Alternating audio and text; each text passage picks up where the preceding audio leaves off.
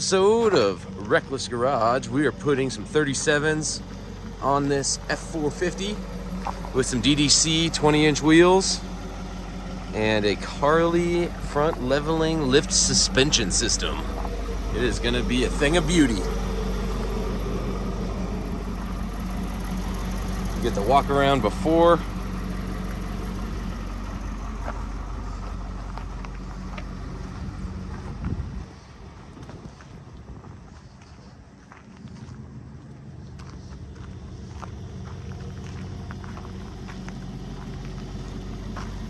Factor. Learn more at factormeals.com. Now, 2004, moved into 2005, his fiance had moved in. And so he's just chatting away with Tezza, and you've got to be careful. It's funny because I was the same. Like, when I started seeing these things all these years ago at his house, when I was talking to a 9-year-old woman, she was a bit down on her luck, and he was like, I've never let a woman that I've been dating, rent a room before, but, why not? All right, here we go for an update. New coil spring is in. It's actually super simple. Nothing different between a 250 or a 350 really. Loosen your brake lines. There's a handful of these you gotta pop out just to make sure you have enough distance. This I also took off because I didn't know how far I was gonna rotate that and I didn't wanna break this piece, so I just unbolted it. Of course, the shock's out, there and there. These are kind of interesting. The remote reservoir mounts are just squashed in between the upper rubber pad or isolator of the spring and the hoop. And so they're not actually bolted into anything. I also disconnected the track bar just to make sure I had enough down travel.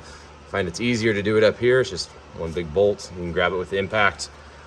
We definitely disconnected the sway bar end links on both sides as well. But yeah, easy peasy lemon squeezy.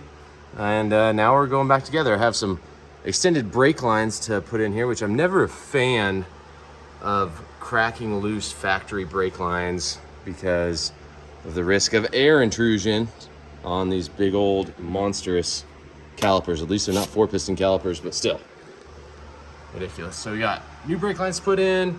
We got some added risers there. There's a drop bracket drop brackets for the sway bar, and we'll be set. We got the rear bolted on. Here's the old factory stuff, and that's the new stuff. Pretty snazzy. Snazzy. We've got to get that shock out of there too. Probably could have done that without the tires on there a little easier, but you know what? I wanted these put up and away and less risk of scratching some $6,000 or $7,000 wheels just floating around the shop. I'll keep you updated as we go along.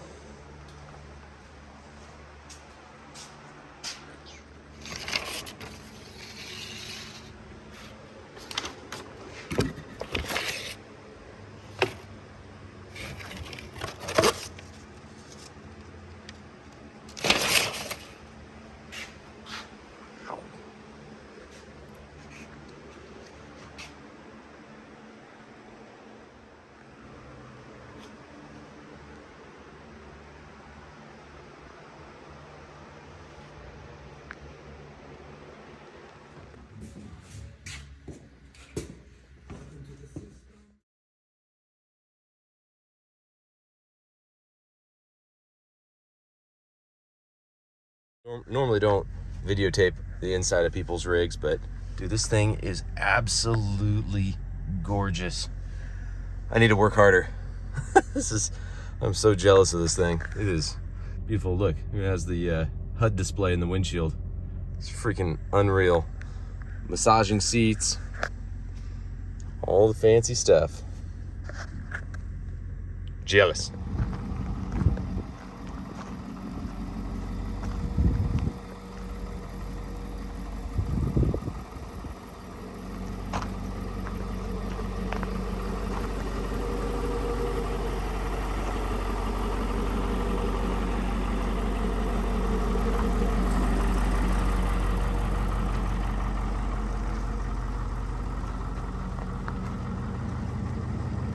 All right, we are all finished up with this build. These things are beautiful.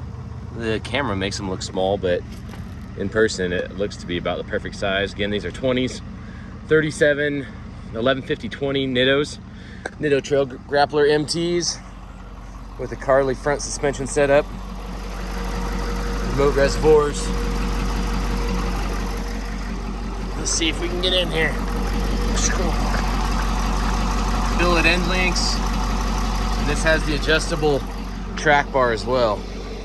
What is interesting is we have the track bar completely adjusted all the way in, and that barely gets us to where we need to be.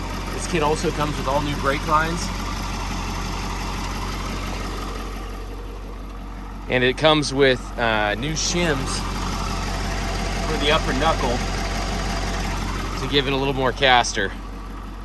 But beautiful looking pickup. We have a little bit of rubbage in here that we're gonna have to deal with. Right in that area there. Looks like it's trying to take this nut off, or bolt off when it's turning. So we're gonna have to figure that out. But otherwise, beautiful looking pickup. Down the highway, windows down low. Sunset paints the sky in a fiery glow. Mountains rise up, touching clouds above. Valleys below, filled with whispers of love. On this road, every seed's a delight. Gonna regret this, wanna get reckless, but you